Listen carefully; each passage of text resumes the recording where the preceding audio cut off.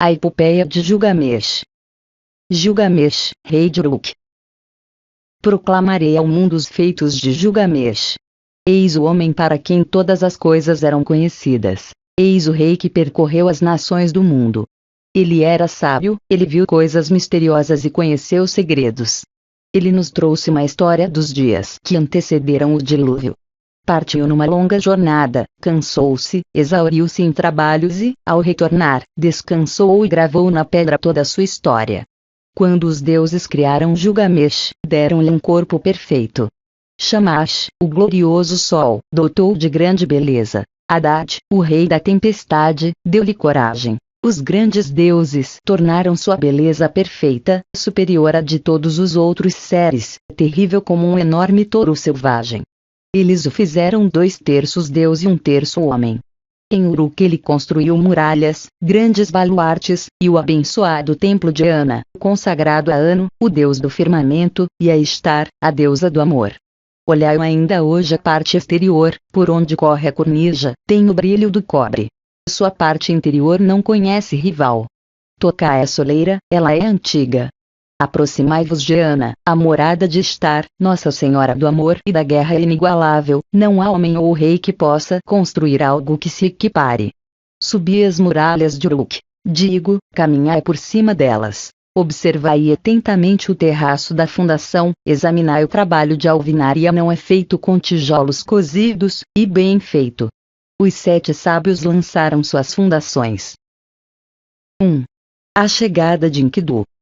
Gilgamesh correu o mundo, mas, até chegar a Uruk, não encontrou quem pudesse opor-se à força de seus braços. Entretanto, os homens de Uruk murmuravam em suas casas. Gilgamesh toca o sinal de alarme para se divertir. Sua arrogância, de dia ou de noite, não conhece limites.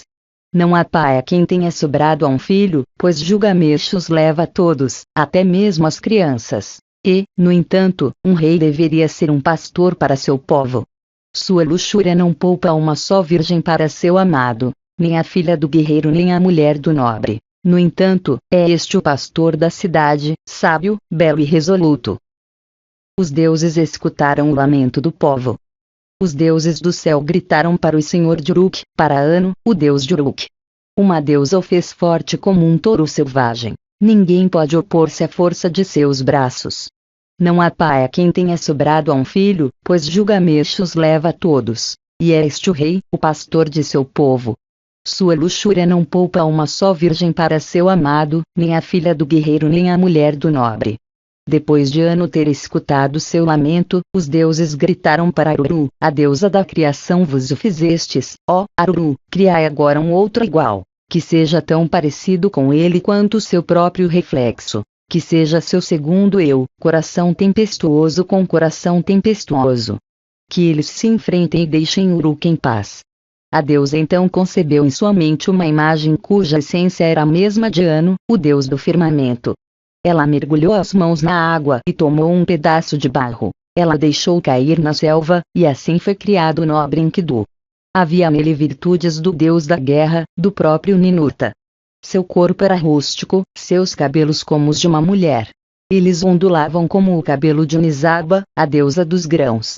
Ele tinha o corpo coberto por pelos emaranhados, como os de Samucan, o deus do gado. Ele era inocente a respeito do homem e nada conhecia do cultivo da terra. Enkidu comia grama nas colinas junto com as gazelas e rondava os poços de água com os animais da floresta. Junto com os rebanhos de animais de caça, ele se alegrava com a água. Mas um dia, no poço, ele se viu frente a frente com um caçador, pois os animais de caça haviam entrado em seu território. Por 3 dias eles se encontraram frente a frente, e o caçador se intimidou. Voltou para casa com sua caça e permaneceu mudo, paralisado de terror. Seu rosto estava alterado como o de alguém que retorna de uma longa viagem. Com o coração cheio de pasmo, ele falou a seu pai. Pai, há um homem, diferente de todos os outros, que desce das colinas. Ele é o homem mais forte do mundo, parece um dos imortais do céu. Vagueia pelas colinas com os animais selvagens e come grama. Vagueia por tuas terras e desce até os poços d'água. Tenho medo e não ouso dele me aproximar. Ele tapa os buracos que cavo e destrói as armadilhas que preparo para a caça. Ele ajuda as feras a escapar e agora elas escorregam por entre meus dedos. Seu pai abriu a boca e disse ao caçador: Filho, em Uruk vive Gilgamesh. Ninguém jamais o venceu, ele é tão forte quanto uma estrela do céu. Vai a Uruk, encontra Gilgamesh e exalta-lhe a força deste selvagem. Pede-lhe que te arranje uma rameira, uma dissoluta do templo do amor. Retorna com ela e deixa que seu poder subjugue este homem. Da próxima vez que ele descer para tomar água no poço, ela estará lá, nua. E quando a vir, assinando para ele, vai abraçá-la, e os animais da selva passarão a repudiá-lo. O caçador partiu para Uruk e se dirigiu a Gilgamesh, dizendo: Um homem diferente de todos os outros anda vagueando por nossos pastos. Ele tem a força de uma estrela do céu e tenho medo de aproximar-me dele. Ele ajuda as presas a escapar e tapa e destrói as minhas armadilhas. Gilgamesh disse: Caçador, volta, leva contigo uma rameira, uma filha do prazer. No poço ela se desnudará. Ao vê-la acenando, ele a tomará em seus braços e os animais da selva certamente passarão a repudiá-lo. O caçador então retornou, levando consigo a rameira. Após 3 dias de viagem, eles chegaram ao poço e lá se sentaram. A rameira e o caçador se sentaram frente a frente e se puseram a esperar pela chegada dos animais. Por 2 dias o caçador e a rameira ficaram esperando, mas no 3º dia eles chegaram. Chegaram para beber água e Enkidu estava entre eles. As pequenas criaturas selvagens regozijaram-se com a água, e entre elas Enkidu, que comia grama junto com as gazelas e nascera nas colinas. E ela viu o selvagem, vindo das distantes colinas. O caçador disse à rameira: Lá está ele. Agora, mulher, desnuda teus seios, não tenhas vergonha. Anda, acolhe o seu amor. Deixa que ele te veja nua, deixa que possua teu corpo. Quando ele chegar perto, tira tua roupa e deita-te com ele. Ensina ao selvagem tuas artes de mulher, para que, quando venha murmurar-te palavras de amor, os animais da selva, que compartilharam sua vida nas colinas, passem a repudiá-lo. Ela não teve pudores em tomá-lo em seus braços, ela se despiu e acolheu de bom grado o corpo ávido de Enkidu. Ele se deitou sobre ela murmurando palavras de amor, e ela lhe ensinou as artes da mulher. Por 6 dias e 7 noites eles ali ficaram deitados, pois Enkidu se esquecera de seu lar nas colinas. Depois de satisfeito, porém, ele voltou para os animais selvagens. Mas agora, ao vê-lo, as gazelas punham-se em disparada. As criaturas agrestes fugiam quando delas se aproximava. Enkidu queria segui-las, mas seu corpo parecia estar preso por uma corda, seus joelhos fraquejavam quando tentava correr, ele perdera sua rapidez e agilidade. E todas as criaturas da selva fugiram. Enkidu perdera sua força, pois agora tinha o conhecimento dentro de si, e os pensamentos do homem ocupavam seu coração. Então ele voltou e sentou-se ao pé da mulher, e escutou com atenção o que ela lhe disse: És sábio, Enkidu, e agora te tornaste semelhante a um deus. Por que queres ficar correndo à solta nas colinas com as feras do mato? Vem comigo. Vem, te levarei ao Uruk das poderosas muralhas, ao abençoado templo de Istariano, do amor e do céu. Lá vive Gilgamesh, que é forte, e como um touro selvagem domina e governa os homens. A fala da mulher agradou a Enkidu. Ele ansiava por ter um companheiro, alguém que pudesse compreender seu coração. Vamos, mulher, leva-me a esse templo sagrado, à casa de Anu e de Istar, ao lugar onde Gilgamesh domina e governa seu povo. Eu audazmente o desafiarei.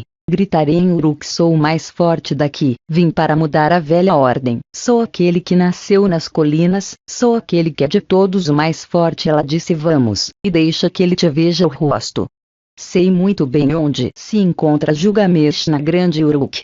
Ó, Enkidu, lá todos se vestem magnificamente, todos os dias são de festa, e que maravilhosa visão fornecem os rapazes e as jovens. Como é suave e doce seu cheiro. Todos os poderosos estão despertos pela cidade. Ó, Enkidu, tu, que amas a vida, farei com que conheças Gilgamesh, um homem de muitos humores. Tu conhecerás em seu radiante apogeu de virilidade. Seu corpo é perfeito em força e maturidade. Ele jamais descansa, nem à noite nem de dia. Ele é mais forte que tu, por isso põe de lado essa bravata. Shamash, o glorioso sol, concedeu-lhe favores, assim como o ano dos céus, e Enlil, Ea, o sábio, deu-lhe discernimento e inteligência. Eu te digo, mesmo antes de teres deixado a vida selvagem, Gilgamesh saberá de tua chegada através de sonhos. Então Gilgamesh se levantou para contar o sonho que tivera sua mãe, Ninsun, uma das deusas de grande saber. Mãe, tive um sonho esta noite. Eu me sentia muito feliz, cercado de jovens heróis, e caminhava pela noite sob as estrelas do firmamento. Um meteoro, feito da mesma substância de Ano, caiu do céu. Tentei levantá-lo do chão, mas era pesado demais. Toda a gente de Uruk veio vê-lo. O povo se empurrava e se acotovelava ao seu redor, e os nobres se apinhavam para beijar-lhe os pés. Ele exerce sobre mim uma atração semelhante à que exerce o amor de uma mulher. Eles me ajudaram. Levantei seu corpo com o auxílio de correias e trouxe-o à vossa presença, e vos declaraste ser ele meu irmão. Então Ninsun, que é sábia e bem-amada, disse a Gilgamesh, esta estrela do céu que caiu como um meteoro, que tentaste levantar do chão, mas achaste muito pesada, que tentaste remover, mas que dali não arredava a pé, e então trouxeste a mim. Eu a criei para ti, para estimular-te como que com um aguilhão, e te sentiste atraído como que por uma mulher. Ele é um forte companheiro, alguém que ajuda o amigo nas horas de necessidade. Ele é o mais forte entre todas as criaturas selvagens. É feito da substância de Ano. Ele nasceu nos campos e foi criado nas colinas agrestes. Ficarás feliz ao encontrá-lo. Vais amá-lo como a uma mulher, e ele jamais te abandonará. E isto que significa teu sonho? Gilgamesh disse: mãe, tive um segundo sonho. Um machado jazia no chão de Uruk das poderosas muralhas. Seu formato era estranho e as pessoas se amontoavam ao seu redor. Eu o vi e fiquei contente. Eu me abaixei, sentindo-me profundamente atraído por ele. Eu o amei como a uma mulher e passei a levá-lo comigo, ao meu lado. Ninsun respondeu: aquele machado que viste, que te atraiu tão profundamente como o amor de uma mulher, aquele é o companheiro que te envio, e ele chegará com força e pujança como um deus da hoste celeste. Ele é o bravo companheiro, que salva o amigo que dele precisa. Gilgamesh disse à sua mãe: um amigo, um conselheiro chegou até mim vindo de Enlil. Serei, pois, seu amigo e lhe darei conselhos. Gilgamesh assim narrou seu sonho. E a ramera o repetiu para Enkidu. E ela disse então a Enkidu: olho para ti, vejo que agora és como um deus. Por que anseias por voltar a correr pelos campos com as feras do mato? Ergue-te do chão, a cama do pastor. Ele escutou com atenção suas palavras. Era um bom conselho que lhe dava. A ramera dividiu sua roupa em duas partes. Com uma metade o vestiu, usando a outra para si. Tomando Enkidu pela mão, como a uma criança, ela o conduziu ao aprisco, para as tendas dos pastores, que se amontoaram ao seu redor para vê-lo. Eles depositaram pão à sua frente, mas Enkidu só estava habituado ao leite que sugava dos animais selvagens. Ele se atrapalhou com as mãos e pasmou, sem saber o que fazer com o pão e o vinho forte. A mulher então disse a Enkidu: come o pão, é o suporte da vida. Beber o vinho, é o costume da terra. Enkidu então comeu até ficar satisfeito e bebeu do vinho forte, 7 cálices. Ele ficou alegre, seu coração exultou e seu rosto se cobriu de brilho. Enkidu escovou os pelos emaranhados de seu corpo e untou-se com óleo. Ele se transformara num homem, mas, ao vestir as roupas humanas, ficou parecendo um noivo. Ele se armou para caçar o leão, para que os pastores pudessem repousar à noite. Ele caçou lobos e leões, e os pastores puderam dormir em paz, pois Enkidu, aquele homem forte sem rivais, era seu sentinela. Ele se sentia feliz vivendo com os pastores, até que um dia, levantando o olhar, viu que um homem se aproximava. Ele disse à ramera mulher: traz aqui aquele homem. Por que veio aqui? Quero saber seu nome. Ela foi e chamou o homem, dizendo: Senhor, onde vais nesta fatigante jornada? O homem respondeu, falando em Enkidu: Gilgamesh foi para o templo do casamento e não deixa que o povo lá entre. Ele faz coisas estranhas em Uruk, a cidade das grandes ruas. Ao rufar dos tambores, os homens e as mulheres começam a trabalhar. Gilgamesh, o rei, está prestes a celebrar as núpcias com a rainha do amor, e ele ainda insiste em estar primeiro com a noiva. Primeiro o rei, depois o marido, pois assim ordenaram os deuses desde a época de seu nascimento, quando lhe foi cortado o cordão umbilical. Mas agora os tambores rufam para a escolha da noiva, e a cidade geme de dor. Ao ouvir estas palavras, Enkidu empalideceu. Irei à cidade cujo povo Gilgamesh domina e governa. Vou desafiá-lo audazmente para um combate. Gritarei por Uruk. Vim para mudar a velha ordem, pois sou o mais forte daqui. Enkidu ia agora na frente, a largas passadas, e a mulher o seguia. Ele entrou em Uruk, aquele grande mercado, e todo o povo se amontoou ao seu redor. Naquela rua de Uruk das poderosas muralhas, as pessoas se comprimiam e se acotovelavam e, falando dele, diziam: ele é a imagem de Gilgamesh. Ele é mais baixo. Ele é mais robusto. Esta é a criatura que se criou tomando leite das feras selvagens. Sua força é superior à de todos os outros. Os homens se regozijavam de felicidade. Agora Gilgamesh encontrou um rival à sua altura. Esta grande criatura, este herói de divina beleza pode enfrentar até mesmo Gilgamesh. Em Uruk o leito nupcial fora preparado, um leito digno da deusa do amor. A noiva ficou esperando seu prometido. À noite, porém, Gilgamesh levantou-se e se dirigiu à casa. Enkidu foi então para a rua e bloqueou sua passagem. O poderoso Gilgamesh se aproximou e encontrou Enkidu no portão. Este esticou sua perna para impedir-lhe a entrada. Os dois então se engalfinharam como touros. Destruíram a porta da casa, e suas paredes tremeram. Bufavam como dois touros trancados juntos. Os batentes da porta ficaram em pedaços e as paredes da casa tremeram. Gilgamesh curvou o joelho, fincou os pés no chão e, virando-se, derrubou Enkidu. Sua fúria então se desvaneceu imediatamente. Após a queda, Enkidu disse a Gilgamesh: não há ninguém como tu no mundo. Ninsun, que tem a força de um boi selvagem no estábulo, foi quem te deu a luz, e agora estás acima de todos os homens. Enlil te deu a coroa, pois tua força ultrapassa a força dos homens. Enkidu e Gilgamesh então se abraçaram, e assim foi selada sua amizade. 2. A jornada na floresta. Enlil da montanha, o pai dos deuses, havia decretado o destino de Gilgamesh. Por isso Gilgamesh teve um sonho, e Enkidu disse o significado do teu sonho é o seguinte: o pai dos deuses te deu um trono, reinar é o teu destino. A vida eterna não é teu destino. Por isso, não fiques triste, não te atormentes, nem te deixes oprimir por causa disso. Ele te deu o poder de atar ou desatar, de ser as trevas e a luz da humanidade. Ele te deu supremacia sem paralelo sobre o povo, te garante a vitória nas batalhas de onde não escapam fugitivos. O sucesso é teu nas incursões militares e nos implacáveis assaltos por ti empreendidos. Mas não abuses deste poder. Sê justo com teus servos no palácio. Faze justiça perante Shamash. Os olhos de Enkidu encheram-se de lágrimas e seu coração foi tomado de angústia. Ele suspirava cheio de tristeza. Gilgamesh fitou nos olhos e perguntou: amigo, por que suspiras tão tristemente? Enkidu abriu a boca e respondeu: sinto-me fraco, meus braços perderam sua força, o grito de dor está preso em minha garganta e o ócio me oprime. Foi então que o grande Gilgamesh começou a pensar na terra dos vivos. Sobre a terra dos cedros refletiu o senhor de Uruk. Ele disse a seu servo Enkidu: sobre as lápides ainda não deixei impresso o meu nome, como decretou o destino. Irei então à terra onde são abatidos os cedros.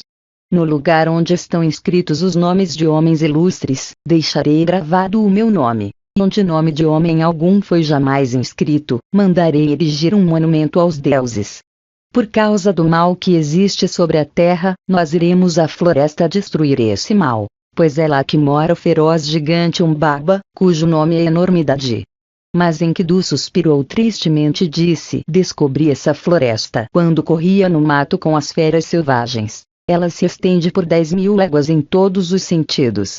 Enlil designou Umbaba para tomar conta dela e o armou com 7 horrores. Umbaba é uma criatura hedionda para todos os mortais.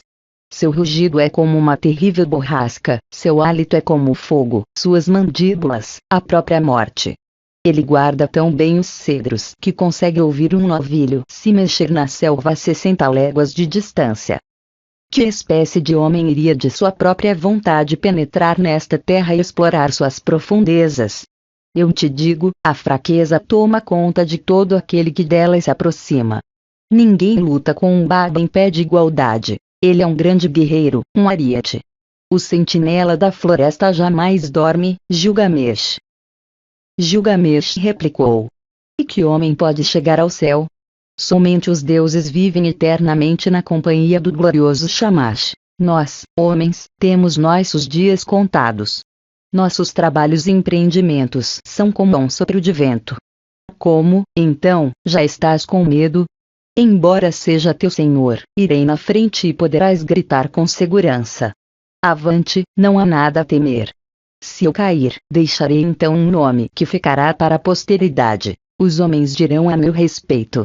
Gilgamesh caiu lutando com o feroz Umbaba muito tempo depois do nascimento de meu herdeiro. Eles estarão falando disso e se lembrando do meu feito. Enkidu tornou a falar com Gilgamesh: ó, meu senhor, se algum dia decidires entrar naquela terra, procura primeiro o herói Shamash. Fala com o deus Sol, pois é dele aquela terra. A terra onde o cedro é abatido pertence a Shamash. Gilgamesh tomou em seus braços um cordeiro branco, sem qualquer mácula, e um outro castanho. Ele os segurou contra o peito e os levou à presença do sol. Carregando na mão seu cetro de prata, Gilgamesh disse ao glorioso Shamash: vou para aquela terra, ó Shamash, para lá eu vou. Minhas mãos suplicam, protegei minha alma e trazei-me de volta ao cais de Uruk. Eu imploro vossa proteção, permiti que os augúrios sejam propícios. Shamash, o glorioso, respondeu: Gilgamesh, és forte, mas que é para ti a terra dos vivos? Ó Shamash, ouvi-me, Shamash. Ouvi o que tenho a dizer. Os homens aqui da cidade morrem com o coração oprimido, eles morrem com o desespero em seus corações. Tenho olhado por cima do muro e visto seus corpos flutuando no rio, e este será também o meu fim. Estou certo disso, pois por mais alto que seja um homem, ele jamais atingirá os céus, e o maior entre todos jamais conseguirá abarcar a terra. Por isso quero entrar naquela terra. Por não ter ainda inscrito meu nome sobre as lápides, como decretou o meu destino, irei à terra onde são abatidos os cedros. No lugar onde estão inscritos os nomes de varões ilustres, deixarei gravado o meu nome. Onde nome de homem algum foi jamais inscrito, mandarei erigir um monumento aos deuses. Lágrimas escorreram por seu rosto, e ele disse: ai de mim! É longa a jornada até a terra de Umbaba. Se esta iniciativa está fadada ao fracasso, por que encheste-me, ó Shamash, de um sôfrego desejo de empreendi-la? Como poderei ter sucesso neste empreendimento sem vossa ajuda?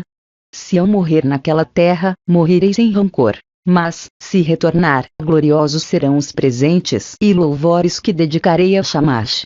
Shamash aceitou então o sacrifício de suas lágrimas. Tal como o homem piedoso, compadeceu-se de Gilgamesh. Escolheu aliados fortes para ajudá-lo, todos filhos de uma mesma mãe, e os posicionou nas cavernas da montanha. Recrutou os ventos poderosos. O vento norte, o furacão, o temporal e o vento gélido, a tempestade e o vento cáustico. Como víboras, como dragões, como um fogo devastador, como uma serpente que gela o coração, como um implacável dilúvio, como o grande raio. Assim eram eles, e Gilgamesh exultou. Ele se dirigiu à forja e disse: darei ordens aos armeiros. Eles forjarão nossas armas enquanto nós os observamos. Deu então instruções aos armeiros e os artífices sentaram-se em conferência. Eles foram ao arvoredo que ficava na campina e cortaram a madeira do salgueiro e do bucho, e forjaram-lhes machados de 180 libras, e espadas majestosas com lâminas de 120 libras, com punhos e botões de 30. Forjaram para Gilgamesh o machado Força dos Heróis e o arco de Anshan. Gilgamesh e Enkidu estavam armados, e o peso das armas que carregavam era de 600 libras. O povo e os conselheiros se reuniram nas ruas e no mercado de Uruk. Atravessaram o portão dos 7 ferrolhos e Gilgamesh lhes falou no mercado. Eu, Gilgamesh, irei encontrar essa criatura de quem tanto se fala, cuja fama se espalhou pelo mundo. Vou derrotá-lo na floresta dos cedros e mostrar a força dos filhos de Uruk. O mundo inteiro saberá disso. Eu me comprometo a levar a cabo este empreendimento. Subir a montanha, abater o cedro e deixar para trás um nome ilustre e duradouro. Os conselheiros de Uruk e o povo responderam. Gilgamesh, sois jovem. Vossa coragem faz com que ambicioneis demais. Certamente não sabeis o que para vos significa esta empresa. Soubemos que um Baba não é igual aos mortais. Tais são suas armas que ninguém pode vencê-lo. A floresta se estende por 10.000 léguas em todos os sentidos. Quem iria de sua própria vontade explorar suas profundezas? Quanto a um Baba, seu rugido é como uma terrível borrasca, seu hálito é como o fogo, suas mandíbulas a própria morte. Por que ansiais, Gilgamesh, por tal empreendimento? Ninguém luta com um Baba em pé de igualdade. Ele é um ariete. Ao ouvir estas palavras dos conselheiros, Gilgamesh olhou para seu amigo e pôs-se a rir. Como responder a isso? Devo dizer-lhes que tenho medo de um Baba e por isso ficarei sentado em casa pelo resto de meus dias. Gilgamesh então tornou a abrir a boca e disse para Enkidu. Amigo, vamos para o grande palácio, para Elma, e postemos-nos diante de Ninsun, a rainha. Ninsun tem profunda sabedoria. Ela nos aconselhará quanto ao caminho que devemos tomar. Dando-se as mãos, eles seguiram a Elma e se dirigiram à grande rainha Ninsun. Gilgamesh se aproximou do palácio, entrou e falou a Ninsun. Ninsun, por favor, escutai-me. Tenho de empreender uma longa jornada à terra de um Baba. Tenho de viajar por uma estrada desconhecida e me bater numa estranha batalha. Do dia em que eu partir até o dia da minha volta, até ter chegado à floresta de cedro e destruído o mal que Shamash abomina, rezai a Shamash por mim. Ninsun foi para seu quarto, pôs um vestido que ficava bem em seu corpo, enfeitou-se com joias para embelezar os seios e colocou uma tiara na cabeça. Sua saia varria ao chão. Ela dirigiu-se então ao altar do sol, postando-se em cima do telhado do palácio. Ela acendeu incenso e elevou seus braços a Shamash, enquanto a fumaça subia aos céus. Ó, Shamash, por que dotastes Gilgamesh, meu filho, de um coração tão inquieto?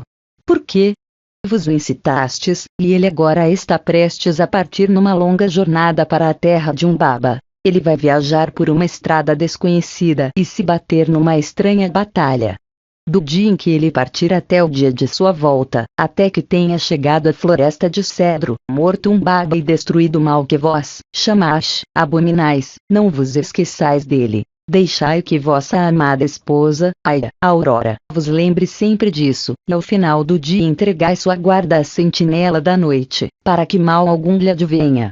Ninsun, a mãe de Gilgamesh, extinguiu então o incenso e chamou Enkidu com a seguinte exortação: poderoso Enkidu, não és filho do meu corpo, mas recebo-te como um filho adotivo. És meu outro filho, como os bebês abandonados no templo.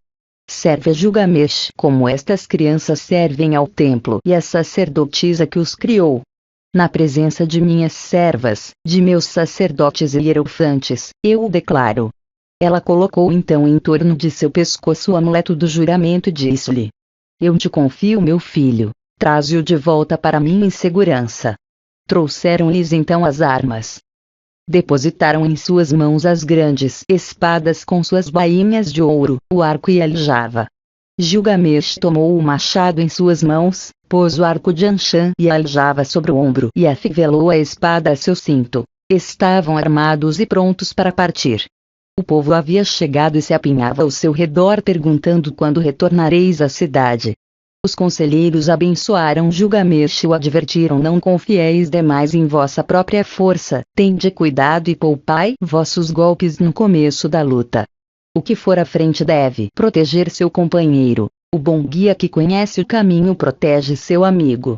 Deixai que Enkidu vá na frente. Ele conhece o caminho que leva à floresta, já viu um Baba e é experiente na batalha. Deixai que avance primeiro pelos desfiladeiros, que fique alerta e que cuide de si mesmo. Deixai que Enkidu proteja seu amigo e que tome conta de seu companheiro, conduzindo em segurança através das armadilhas do percurso. Nós, conselheiros de Uruk, te confiamos nosso rei, ó Enkidu, traze-o de volta em segurança para nós. E novamente tornaram a Gilgamesh, dizendo que Shamash vos conceda o desejo de vosso coração, que ele permita que vejais com vossos olhos o sucesso do empreendimento proposto por vossos lábios. Que ele vos abra uma trilha na estrada bloqueada, que ele crie um caminho para vossos pés. Que ele abra as montanhas para vossa passagem, que a noite vos traga as bênçãos da noite, e que Lugubanda, o Deus que vos protege, esteja a vosso lado na luta pela vitória. Que saiais vitorioso da batalha, como se houvesseis lutado com uma criança.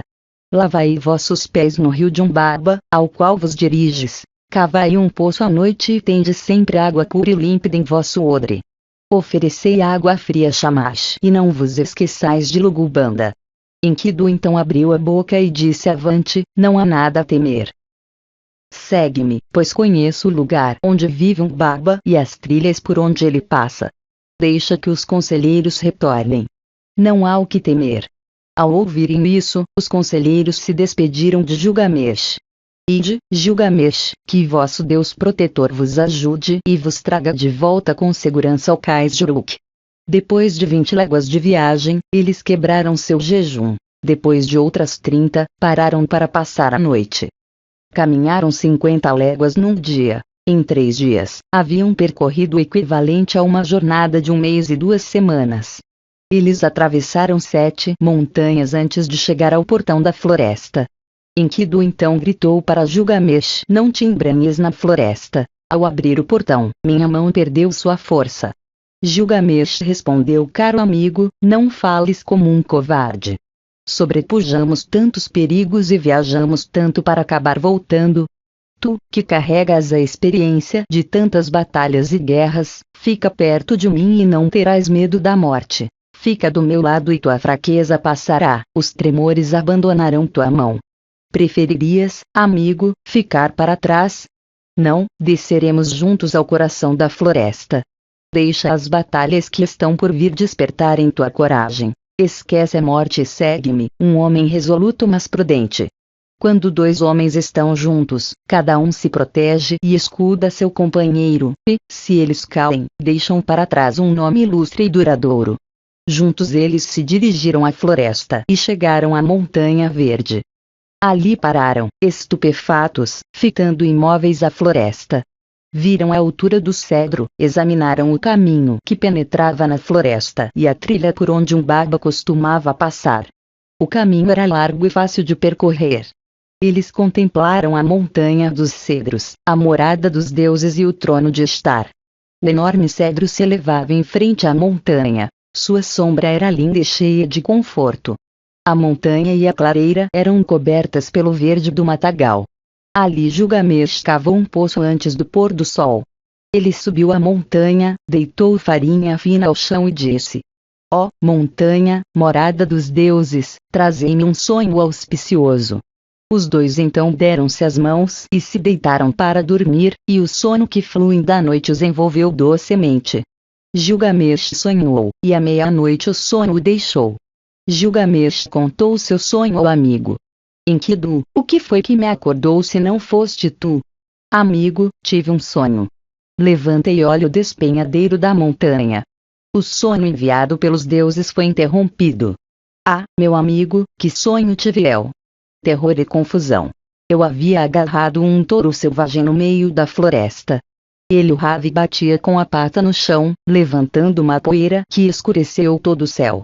Meu braço foi imobilizado e minha língua mordida. Caí de joelhos. Alguém então me refrescou com água de seu odre. Enkidu disse: caro amigo, o Deus que procuramos nesta viagem não é nenhum touro, embora tenha uma forma misteriosa. O touro selvagem que viste é Shamash, o protetor. Quando estivermos em perigo, ele nos tomará pela mão.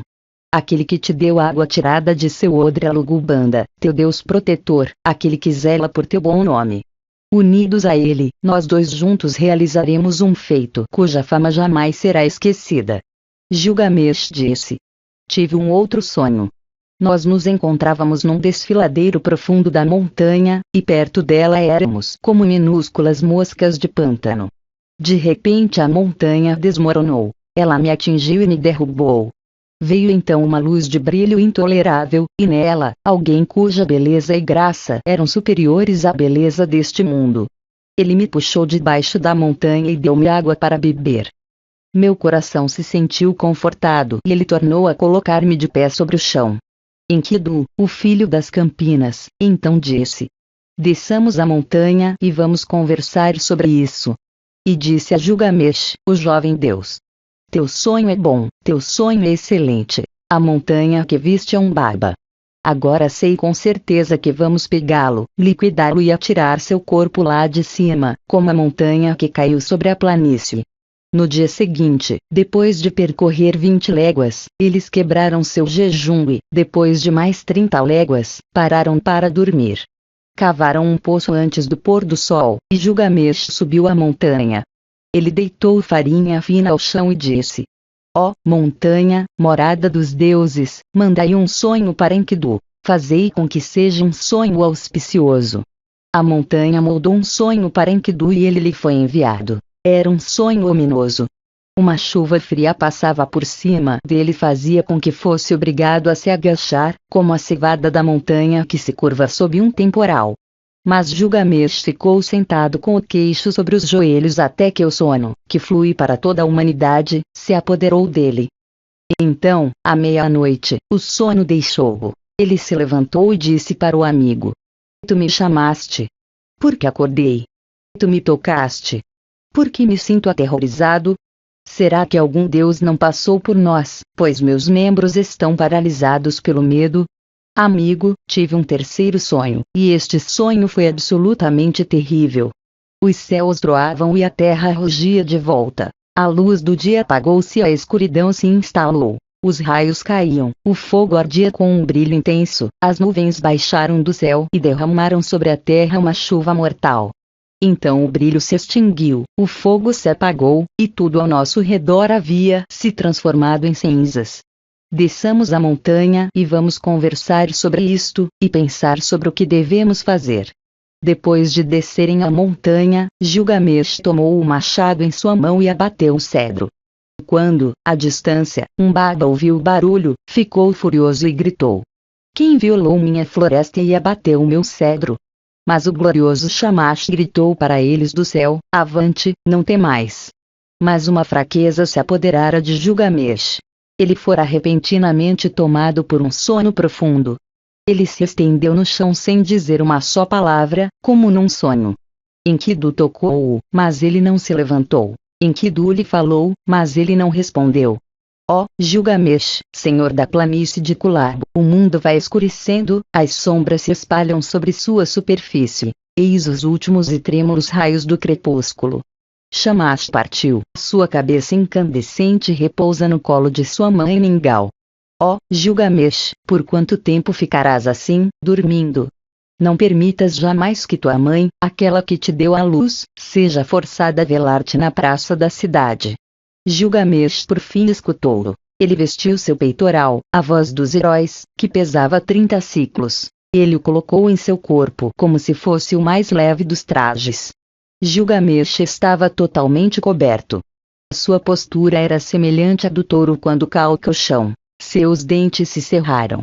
Pela vida de minha mãe Ninsun, que me deu a luz, e pela vida de meu pai, o divino Lugubanda, que eu viva para encher minha mãe de pasmo, como fazia quando ela me embalava em seu colo.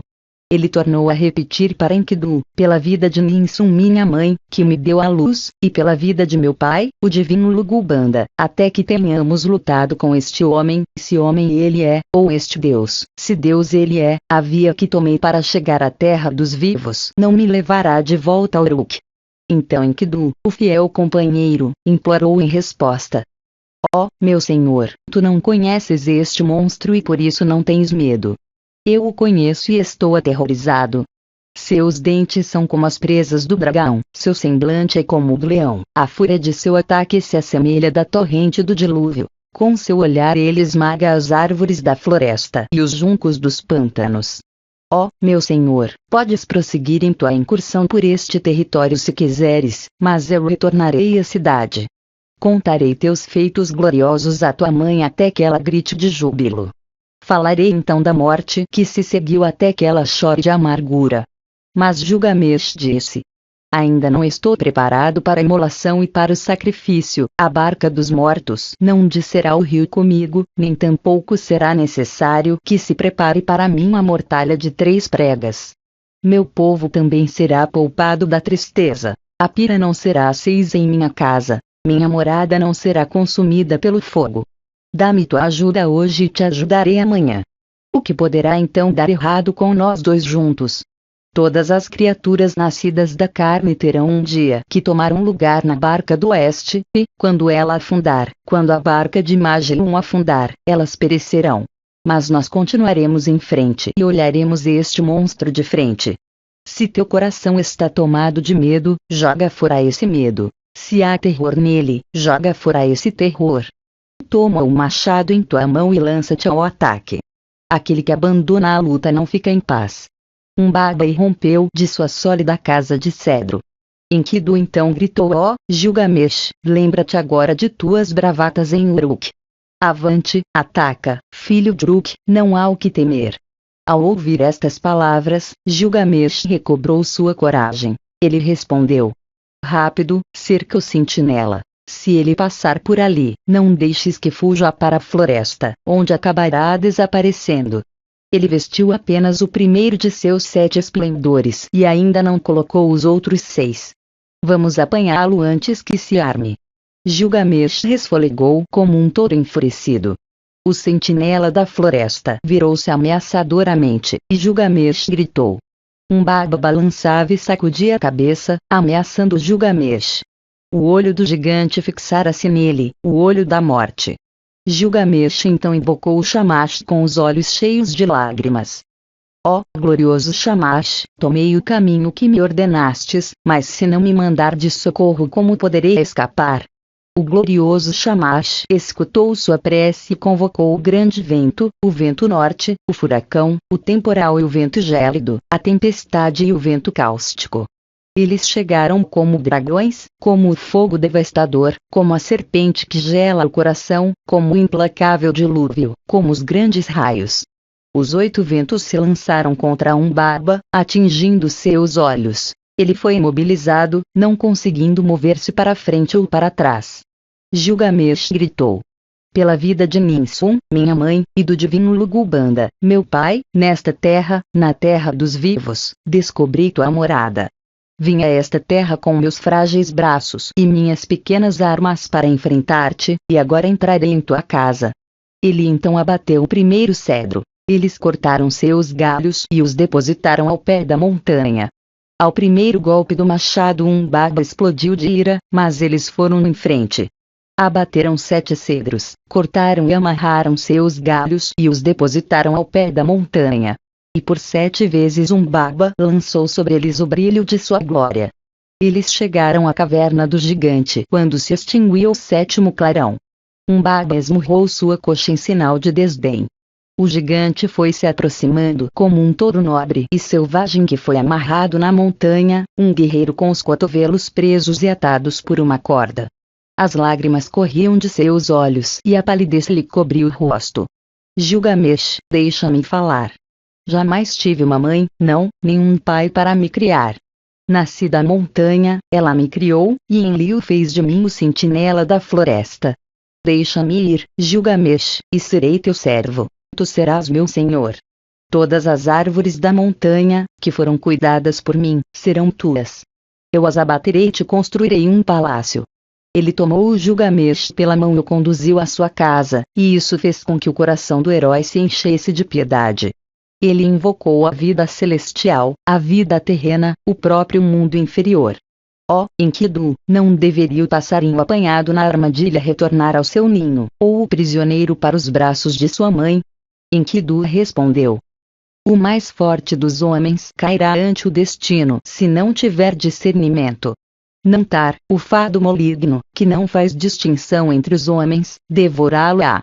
Se o pássaro preso na armadilha retornar ao seu ninho, se o prisioneiro voltar para os braços de sua mãe, então tu, meu amigo, jamais retornarás à cidade onde te espera a mãe que te gerou. Ele te bloqueará o caminho da montanha e tornará impossível tua passagem. Umbaba disse Enkidu, isso que disseste é uma coisa má. Tu, um mercenário, que dependes do trabalho para obter teu pão. Por inveja e por medo de um rival, disseste essas maldades. Enkidu disse. Não ouças o que ele diz, Gilgamesh. Umbaba tem de morrer. Mata Umbaba primeiro e seus servos depois. Mas Gilgamesh disse.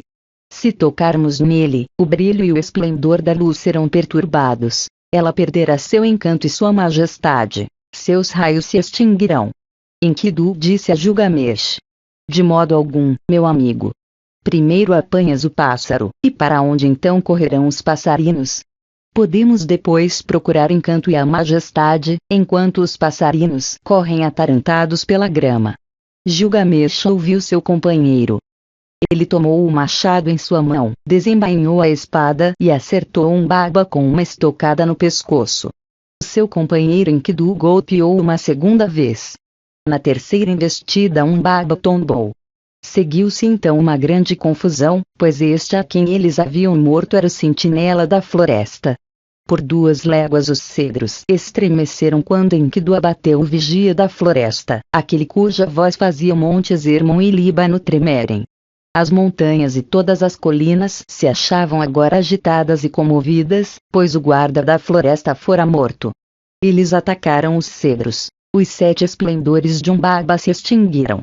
Eles então prosseguiram floresta adentro carregando a espada de 8 talentos. Eles acharam as moradas sagradas dos Anunnaki, enquanto Gilgamesh batia a primeira árvore da floresta, Enkidu ia limpando suas raízes até as margens do Eufrates. Eles expuseram aos deuses, a Enlil, o corpo de Umbaba. Eles beijaram o chão, deixaram cair a mortalha e apresentaram ao deus a cabeça do gigante. Ao ver a cabeça de Umbaba, Enlil gritou: por que fizestes isso? De agora em diante que o fogo castigue vossos rostos, que ele coma o pão que corneis, que beba a água que bebes. Enlil então tomou de volta o brilho e os 7 esplendores que haviam pertencido a Umbaba. Ele deu o primeiro deles ao rio, e os outros ao leão, a pedra de execração, a montanha e a temida filha da rainha do inferno. Ó Gilgamesh, rei e conquistador do brilho terrível, touro selvagem que pilha a montanha, que atravessa o mar, louvado seja, e dos corajosos a maior glória de Enki. 3. Estar e Gilgamesh, e a morte de Enkidu. Gilgamesh lavou seus longos cabelos e limpou suas armas. Jogou os cabelos para trás dos ombros, tirou as roupas manchadas que vestia e trocou-as por novas. Ele colocou seus mantos reais e os ajustou ao corpo. Ao vestir a coroa, a gloriosa Estar elevou seus olhos e divisou a beleza de Gilgamesh. Ela disse: Vem comigo, Gilgamesh, e sei meu consorte. Infunde-me a semente de teu corpo. Deixa-me ser tua mulher e serás meu marido. Arrearei para ti uma carruagem com ouro e lápis lazuli. As rodas serão de ouro, as trompas de cobre. Em vez de mulas, terás para puxá-las poderosos demônios da tempestade. Ao entrares em nossa casa, envolvida na fragrância do cedro, terás a soleira e o trono a beijar-te os pés. Reis, tiranos e príncipes se curvarão à tua presença. Eles te trarão tributos das montanhas e das planícies. Tuas ovelhas darão à luz gêmeos e tuas cabras trigêmeos. Teus burros de carga serão mais rápidos do que as mulas. Nada se igualará a teu gado, e os cavalos de tua carruagem serão conhecidos em terras distantes por sua velocidade. Gilgamesh abriu a boca e respondeu à gloriosa Estar: Se vos tomar como esposa, que presentes poderei oferecer em troca? Que vestes e perfumes poderia te dar? De bom grado dar-vos-ia pão e todo tipo de comida à altura de um deus. Dar-vos-ia de beber um vinho digno de uma rainha. Eu abarrotaria vosso celeiro de cevada, mas fazer de vos minha esposa, isso não. O que seria de mim? fostes para vossos amantes como um braseiro que arde sem chama no frio, como uma porta que não protege do vento cortante ou da tempestade, uma fortaleza que esmaga sua guarnição, uma jarra que enegrece o ombro de quem a carrega, um odre que escória e esfola a pele de seu portador, uma rocha que cai do parapeito, um ariete vindo do inimigo, uma sandália que faz tropeçar aquele que a veste. Qual de vossos amantes chegastes alguma vez a amar para sempre? De qual de vossos pastores não vos cansastes? Escutai-me enquanto conto a história de vossos amantes.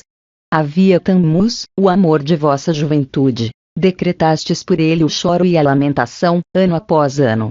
Amastes o multicolorido gaio, mas ainda assim desferistes um golpe contra sua asa, quebrando-a. Agora, pousado em alguma árvore do bosque, ele chora cape, cape, minha asa, minha asa. Amastes o leão de tremenda força, preparastes para ele 7 armadilhas, e mais 7. Amastes o garanhão que era magnífico na batalha, e para ele decretastes o chicote, a espora e a correia. Ordenastes que galopasse 7 léguas todos os dias e que lhe dessem água suja para beber. E para sua mãe, Silili, impusestes as lamentações. Amastes o pastor do rebanho. Dia após dia ele vos preparava um bolo de aveia, e sacrificava cordeiros em vossa homenagem. Vos o golpeastes e o transformastes num lobo. Agora seus próprios filhos o afugentam, seus próprios cães de caça o acossam, lacerando-lhe os flancos. E não amastes também Ixulano, o jardineiro do bosque de palmeiras de vosso pai? Ele vos trazia incontáveis cestas repletas de tâmaras. Todos os dias ele cobria vossa mesa. Então olhastes para ele e dissestes: caro Ixulano, vem comigo, vamos desfrutar de tua virilidade, aproxima-te e toma-me em teus braços, sou tua. Ixulano respondeu: que estais me pedindo? Minha mãe cozinhou e eu comi.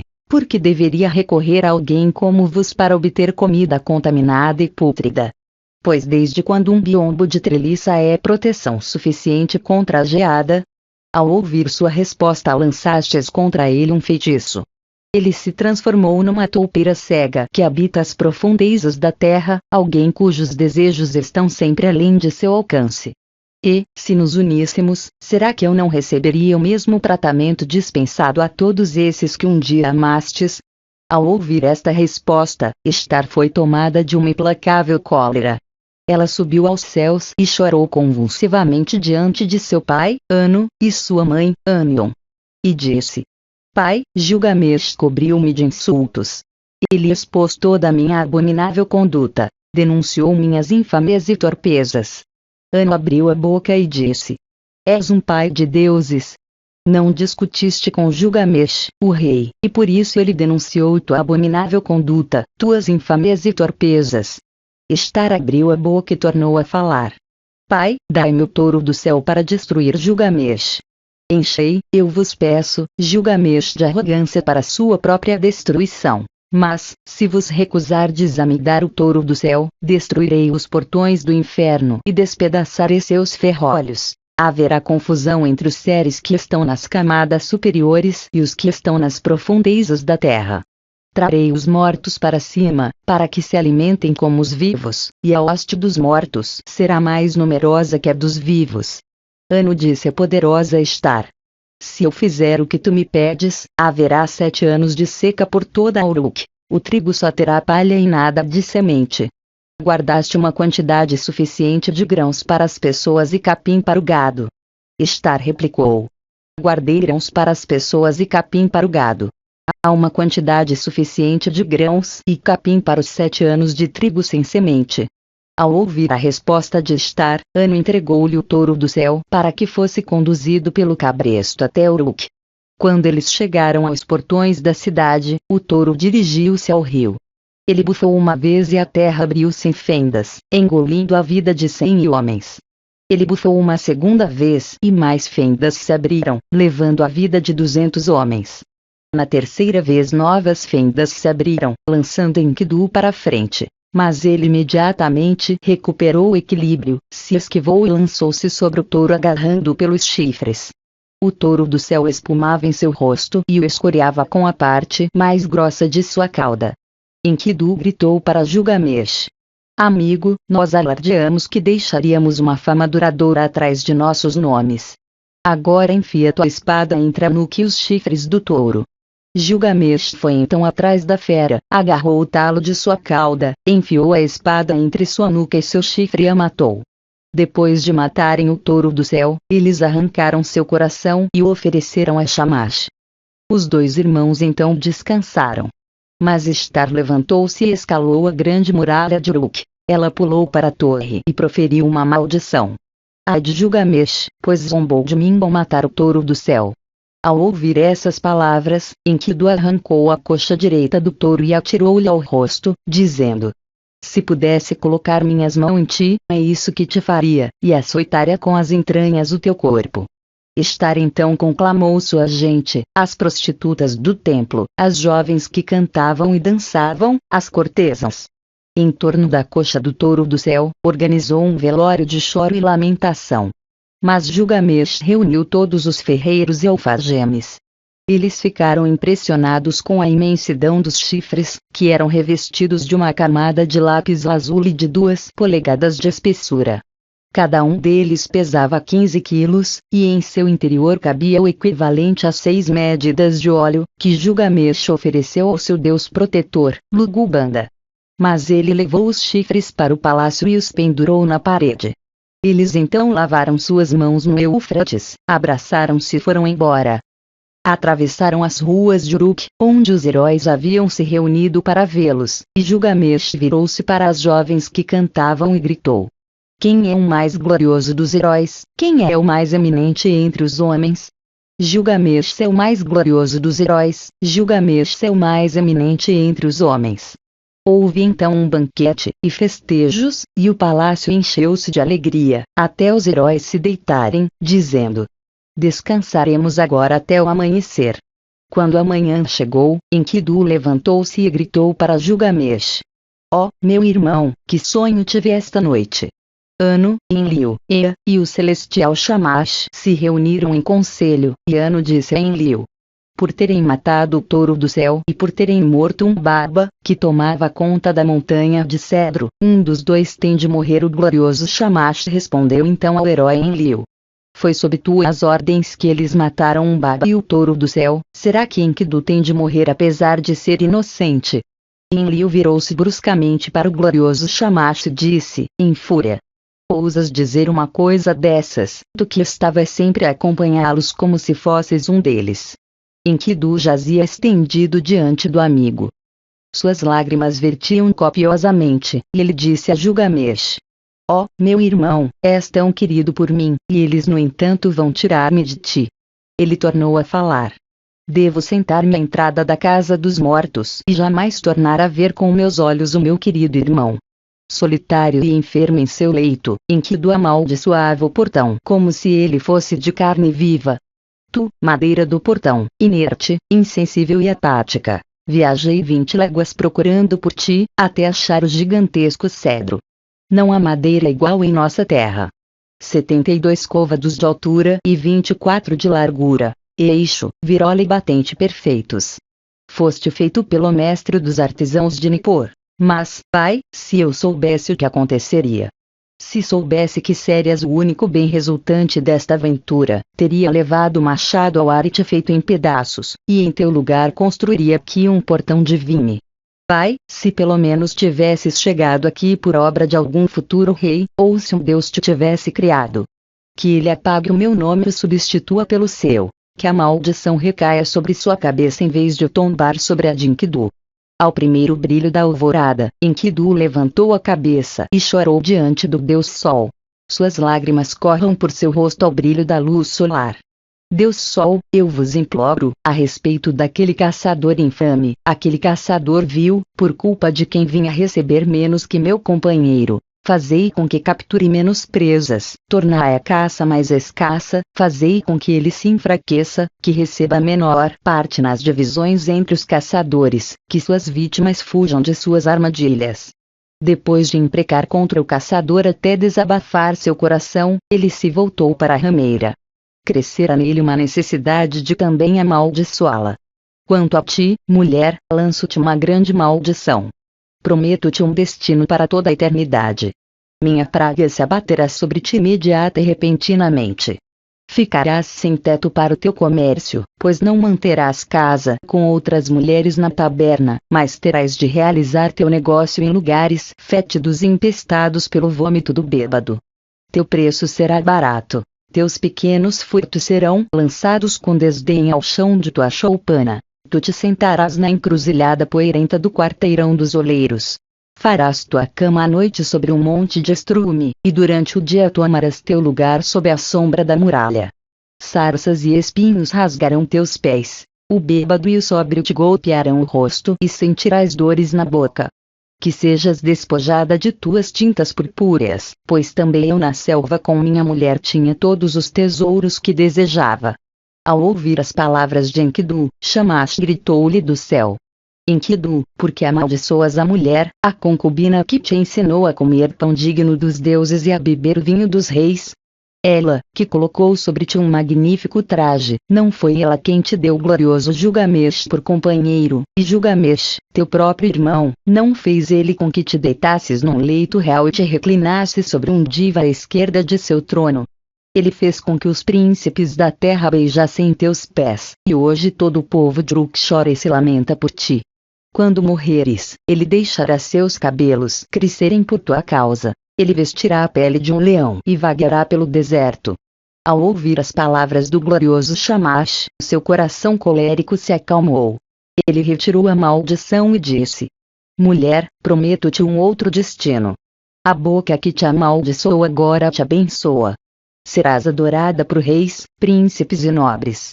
Embora a 12 milhas de distância, exercerás forte atração sobre um homem e o perturbarás. Ele te abrirá as portas de seu tesouro e terás tudo o que desejares. Lápis-lazuli, ouro e cornalina, tirados da sua pilha de tesouros. Ganharás um anel para teu dedo e um manto. Um sacerdote te conduzirá à presença dos deuses. Por tua causa uma esposa, mãe de Sete, foi abandonada. Enquanto Enkidu dormia sozinho em sua enfermidade, com o coração amargurado, ele se virou para o amigo e desabafou. Fui eu quem abateu o cedro, quem limpou a floresta, quem matou um barba, e agora olha o que me aconteceu. Escuta, meu amigo, o sonho que tive esta noite. Os céus troavam e a terra rugia de volta. Entre os dois estava eu, diante de um ser aterrador, o homem pássaro de feições sombrias. Ele havia me escolhido como presa. Seu rosto era como o de um vampiro, seus pés como as patas de um leão, suas mãos como as garras de uma águia. Ele se abateu sobre mim e suas presas agarraram minha cabeça. Ele me apertou com força e me senti sufocar. Ele então transformou meu corpo de tal maneira que meus braços viraram asas cobertas de penas.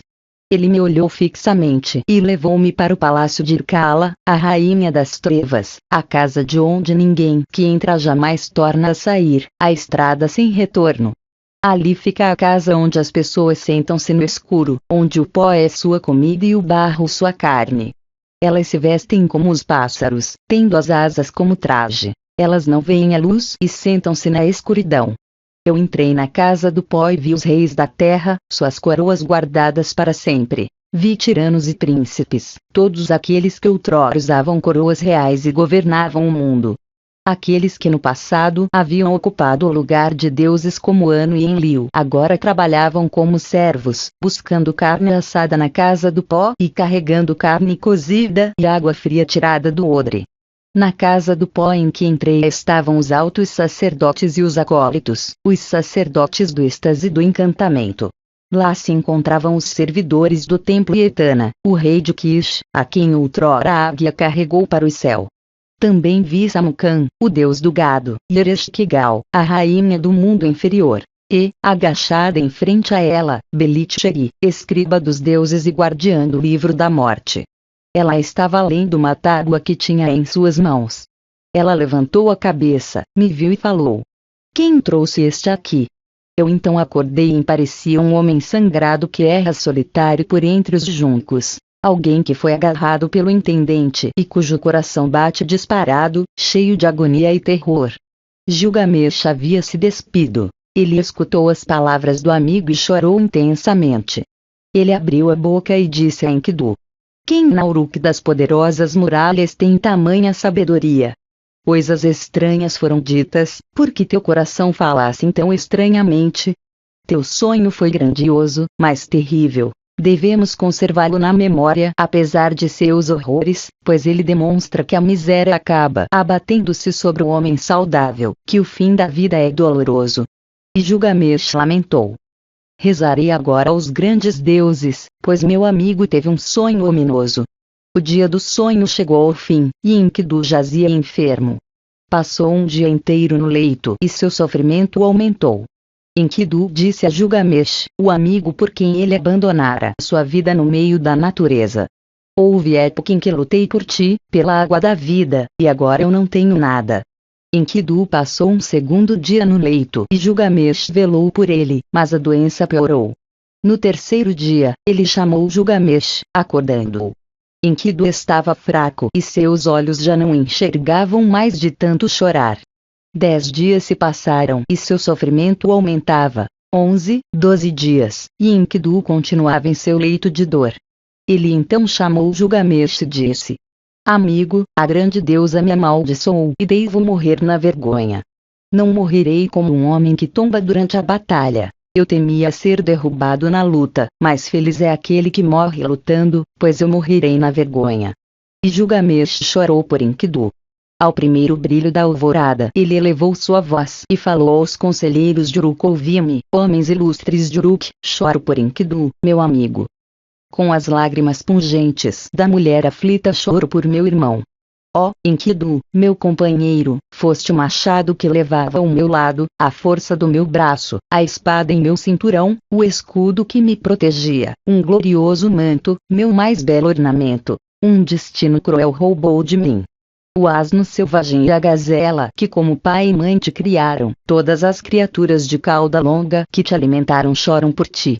Todas as coisas agrestes das campinas e dos pastos, as trilhas que amavas na floresta dos cedros, noite e dia murmuram. Que os homens ilustres de Uruk, a cidade das poderosas muralhas, chorem por ti, que o dedo que abençoa se estenda para pranteá-lo. Enkidu, meu jovem irmão, ouve, um eco atravessa todo o país como um lamento de mãe. Choram todos os caminhos que juntos percorremos, e as feras que caçamos. O urso e a hiena, o tigre e a pantera, o leopardo e o leão, o veado e o cabrito montes, o touro e a corça. Os rios cujas margens percorríamos choram por ti, o Ula do Elon e o querido Eufrates, de onde tirávamos água para os odres. A montanha que escalamos para o sentinela matar chora por ti. Os guerreiros de Uruk, cidade das poderosas muralhas, onde o touro do céu foi morto, choram por ti. Todo o povo de Endu 132 chora por ti, Enkidu. Aqueles que trouxeram cereais para Conteres choram agora por ti. Que o óleo em tuas costas esfregavam choram agora por ti. Que te enchiam o copo de cerveja choram agora por ti. A meretriz que com o perfumado unguento te untava lamenta-se agora por ti. As mulheres do palácio, que te deram uma esposa, um grupo seleto de boas conselheiras, lamentam-se agora por ti. E os jovens, teus irmãos, como se fossem mulheres de cabelos compridos choram por ti. Que sonho é este que em seu poder te mantém? Estás perdido no escuro e não me podes ouvir. Gilgamesh tocou o coração de Enkidu, mas ele já não batia. Seus olhos também não tornaram a se abrir. Gilgamesh então cobriu o amigo com um véu, como um noivo cobre a noiva. E pôs-se a urrar, a desabafar sua fúria como um leão, como uma leoa cujos filhotes lhe foram roubados. Vagueou em torno da cama, arrancou seus cabelos e os espalhou por toda parte. Arrancou seus magníficos mantos e atirou-os ao chão como se fossem abominações. Ao primeiro brilho da alvorada, Gilgamesh gritou: fiz com que te deitasses num leito real, te reclinaste sobre um diva à esquerda de meu trono, os príncipes da terra beijaram teus pés. Farei com que todo o povo de Uruk chore por ti e te cante hinos fúnebres. As pessoas alegres se curvarão de dor. E, depois de desceres à terra, deixarei que meu cabelo cresça em tua homenagem e errarei pelas matas na pele de um leão. De novo no dia seguinte, ao primeiro brilho da aurora, Gilgamesh se lamentou. Por 7 dias e 7 noites ele chorou por Enkidu, até que os vermes tomaram-lhe o corpo. Somente então Gilgamesh entregou Enkidu à terra, pois os Anunnaki, os juízes do mundo inferior, o haviam capturado. Gilgamesh então mandou proclamar um edito por todo o país. Ele convocava todos os caldeireiros, ourives e pedreiros e os intimava: fazei uma estátua de meu amigo. A estátua foi moldada com grande quantidade de lápis-lazuli no peito e de ouro no resto do corpo. Foi então montada uma mesa de madeira de lei, e em cima dela foram colocadas uma tigela de cornalina cheia de mel e uma de lápis-lazuli contendo manteiga. Gilgamesh as ofereceu ao sol, e, chorando, partiu. 4. A busca da vida eterna. Gilgamesh chorou amargamente por seu amigo Enkidu. Ele errou pelas matas como um caçador e vagueou pelas planícies. Em sua tristeza ele gritou: como posso descansar? Como posso ficar em paz? O desespero se instalou em meu coração. Isso que meu irmão é agora, o mesmo serei eu quando morrer. Por medo da morte farei o possível para encontrar Utnapishtim, a quem chamam longínquo, pois ele se juntou à Assembleia dos Deuses. Gilgamesh então correu o mundo selvagem. Vagou pelos campos e pastos numa longa jornada em busca de Utnapishtim, a quem os deuses acolheram após o dilúvio e instalaram na terra de Dimun, no Jardim do Sol. E somente a ele, entre todos os homens, os deuses concederam a vida eterna. À noite, chegando ao desfiladeiro da montanha, Gilgamesh rezou: neste desfiladeiro, há muito tempo atrás, encontrei leões. Tive medo e elevei meu olhar para a lua. Eu rezei e os deuses escutaram minha prece. Por isso agora, ó, sim, Deus da lua, protegei-me.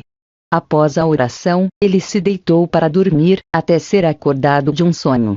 Ele se viu rodeado de leões que se regozijavam de estarem vivos. Tomou então o machado nas mãos, sacou a espada de seu cinturão e se lançou sobre eles como uma flecha disparada por um arco. Ele golpeou as feras, matou-as e dispersou-as. Finalmente Gilgamesh chegou a Machu, as grandes montanhas que guardam o nascer e o pôr do sol e sobre as quais ele havia ouvido muitas histórias. Seus picos são gêmeos e da altura das muralhas do céu, suas encostas descem até o mundo inferior. Os escorpiões vigiam sua entrada. Eles são metade homem e metade dragão. Sua fama inspira terror, seu olhar é mortal aos homens e o brilho tremeluzente que deles emana varre as montanhas que guardam o nascer do sol. Ao vê-los, Gilgamesh protegeu os olhos, mas apenas por alguns momentos. Ele então tomou coragem e se aproximou. Vendo-o com um ar tão impávido, o homem escorpião gritou para seu companheiro: este que ora se aproxima tem a carne dos deuses. Seu companheiro respondeu: ele é 2/3 Deus, mas 1/3 homem. Ele então gritou para o homem Gilgamesh, ele gritou para o filho dos deuses: por que fizeste tão longa jornada? Por que viajaste de tão longe, cruzando os perigosos mares? Dize-me a razão de tua vinda. Gilgamesh respondeu: por Enkidu, a quem muito amava. Juntos enfrentamos todos os tipos de dificuldade. Por causa dele eu vim, pois caio vítima do destino que assola os homens. Chorei por ele noite e dia e me recusava a entregar seu corpo para o funeral. Pensei que meu pranto fosse trazê-lo de volta. Desde sua partida minha vida deixou de ter sentido. Por isso viajei até aqui em busca de Utnapishtim, meu pai, pois disse que ele se juntou aos deuses e que encontrou a vida eterna. Desejo fazer-lhe algumas perguntas com relação aos vivos e os mortos. O homem escorpião abriu a boca e disse, falando a Gilgamesh: nenhum homem nascido de mulher fez o que tu pedes, nenhum mortal jamais entrou na montanha. Ela se estende por 12 léguas de escuridão. Não há luz em seu interior e o coração se sente oprimido pelas trevas. Do nascer ao pôr do sol, não há nada além de escuridão. Gilgamesh disse: embora seja para mim um caminho de tristeza e dor, de gemidos e lágrimas, ainda assim devo tomá-lo. Abri o portão da montanha. E o homem escorpião disse: vai, Gilgamesh. Permitirei que atravesses a montanha de Machu e as elevadas cordilheiras. Que teus pés te levem ao destino em segurança. O portão da montanha está aberto. Gilgamesh escutou o que o homem escorpião lhe disse e seguiu, através da montanha, pela estrada do sol até o lugar de seu nascente. Depois de caminhar por uma légua, a escuridão se intensificou ao seu redor, pois não havia mais luz. Ele não conseguia enxergar nada, nem o que estava à frente nem o que estava atrás. Depois de 2 léguas a escuridão era intensa e não havia luz. Ele não conseguia enxergar nada, nem o que estava à frente nem o que estava atrás. Depois de 3 léguas a escuridão era intensa e não havia luz. Ele não conseguia enxergar nada, nem o que estava à frente nem o que estava atrás. Depois de 4 léguas a escuridão era intensa e não havia luz. Ele não conseguia enxergar nada, nem o que estava à frente nem o que estava atrás. Ao final de 5 léguas a escuridão era intensa e não havia luz. Ele não conseguia enxergar nada, nem o que estava à frente nem o que estava atrás. Ao final de 6 léguas a escuridão era intensa e não havia luz. Ele não conseguia enxergar nada, nem o que estava à frente nem o que estava atrás. Depois de percorrer 7 léguas a escuridão era intensa e não havia luz. Ele não conseguia enxergar nada, nem o que estava à frente nem o que estava atrás. Depois de percorrer 8 léguas, ele soltou um grande grito, pois a escuridão era intensa. Ele não conseguia enxergar nada, nem o que estava à frente nem o que estava atrás. Depois de 9 léguas, ele sentiu o vento norte em seu rosto, mas a escuridão era intensa e não havia luz. Ele não conseguia enxergar nada, nem o que estava à frente nem o que estava atrás. Depois de 10 léguas, o final estava próximo. Depois de 11 léguas, apareceram os primeiros raios da alvorada. Ao final de 12 léguas a luz do sol enfim refulgiu. Lá estava o jardim dos deuses. Por todos os lados cresciam arbustos carregados de pedras preciosas.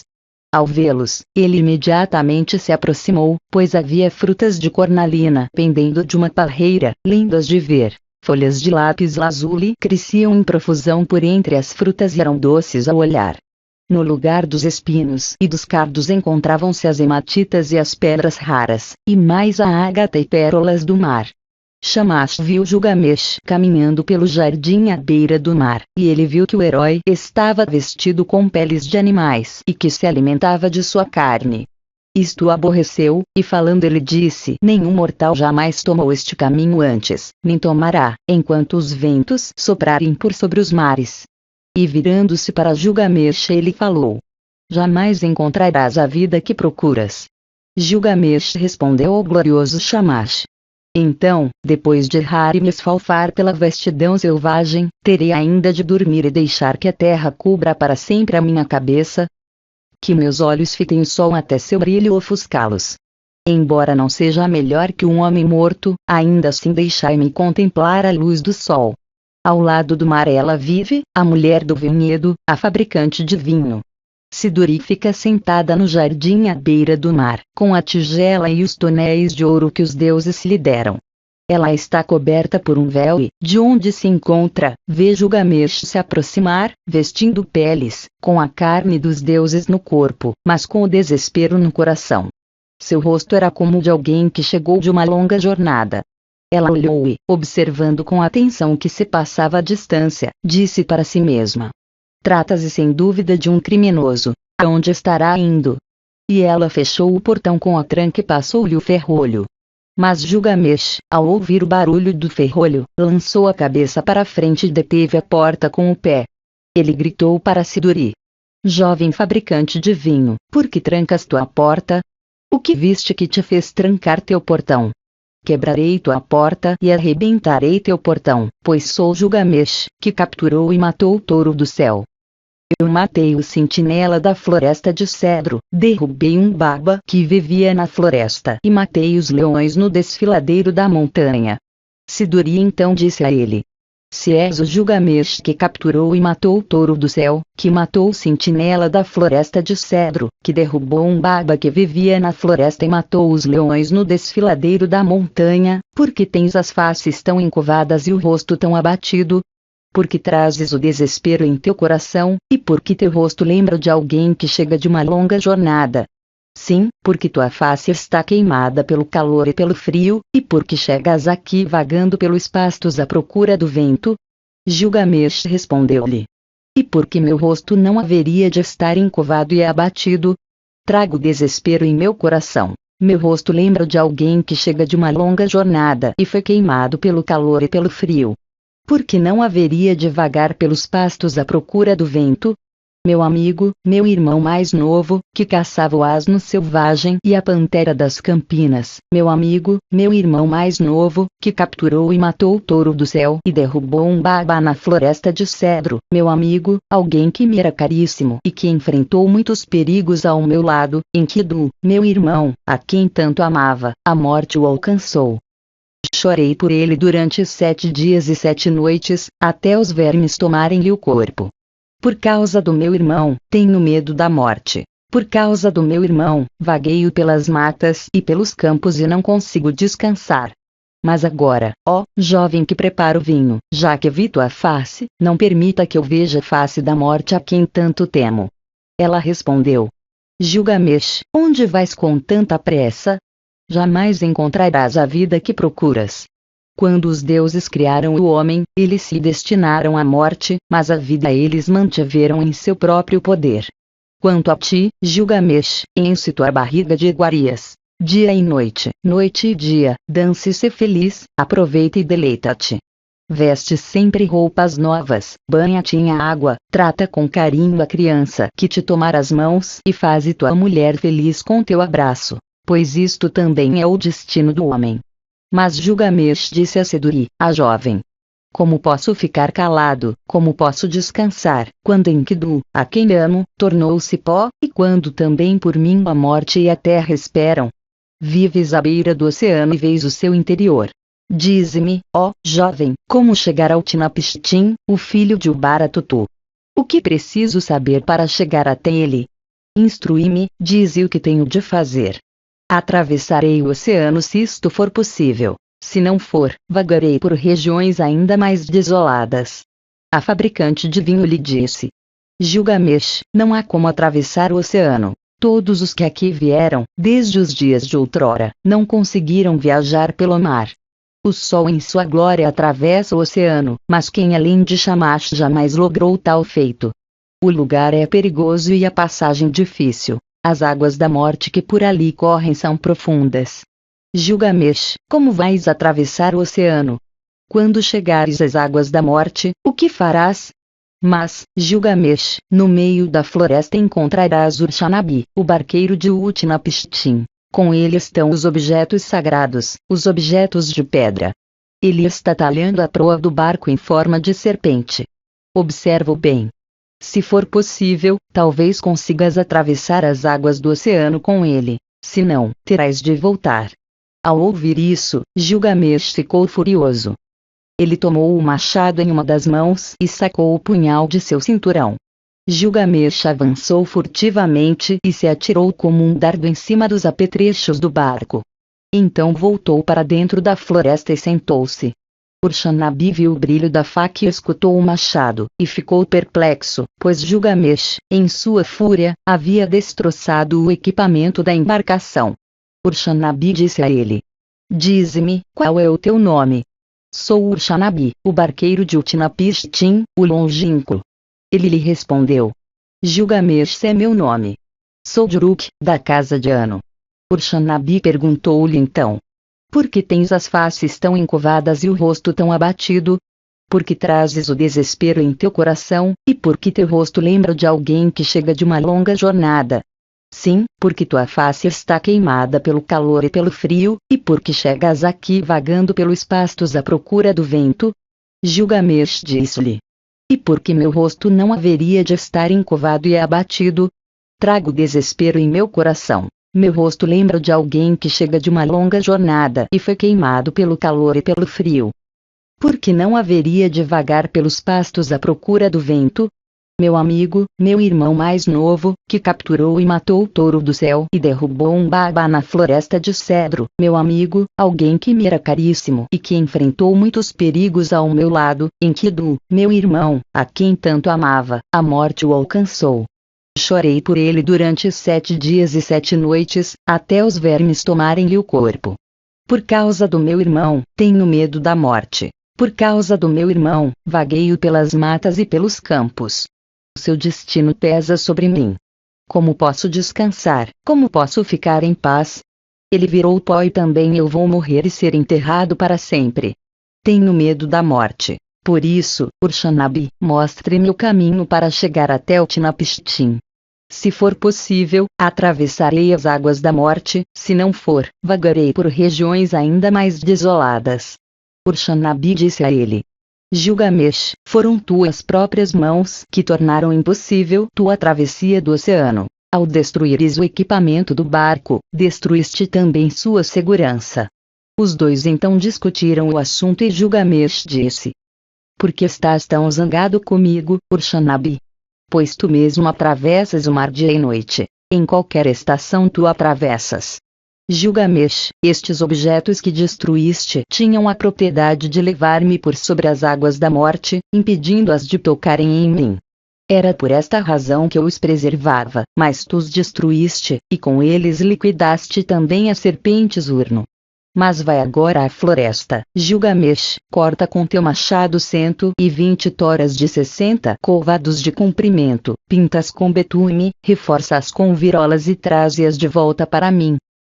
Ao ouvir isso, ele foi à floresta, cortou 120 toras de 60 côvados de comprimento, pintou-as com betume, reforçou-as com virolas e trouxe-as de volta para Urshanabi. Eles então subiram no barco, Gilgamesh e Urshanabi, e o lançaram sobre as ondas do oceano. Durante 3 dias eles singraram o mar com velocidade, percorrendo o equivalente a uma jornada de 1 mês e 15 dias. Urshanabi por fim levou o barco às águas da morte.